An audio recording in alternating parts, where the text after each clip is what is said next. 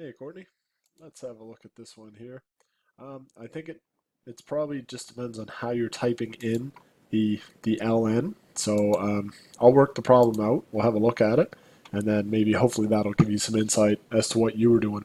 So what we have to do is we have to only leave this in terms of natural logs. So here I'm going to add 6 to both sides. That's going to be my first step. That'll give me e to the 8x minus 5. And plus 6 over here is going to give me 18,000, right? 794 plus 6, 18,000. Then we're going to take the ln of both sides, or the natural logarithm. So ln both sides, so ln of 1800. Over here on the left-hand side, the ln and the e basically cancel out, so I'm left with 8x minus 5. And I'm just going to leave this on the right, the ln of 18,000. Just leave that because, again, for part A, they want it in terms of natural logs.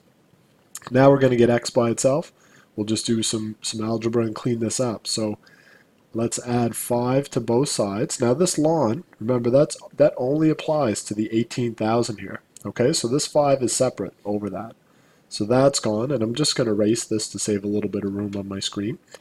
Then we're going to divide both sides by 8, and I'll do the same over here. So again, remember, this is not 18,000 divided by 8 and we take the ln of that. We take the ln of this separately and put all that stuff in. And again, I'm just going to erase to save some room for me. So is that what you were putting in? This is the whole thing right here. This is in terms of natural logarithms right there.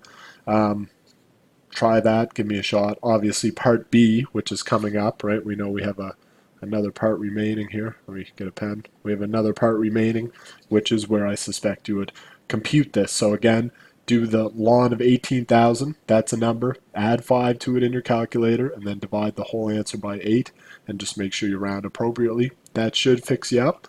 But again, if it doesn't, just make sure to email me and let me know. Thanks.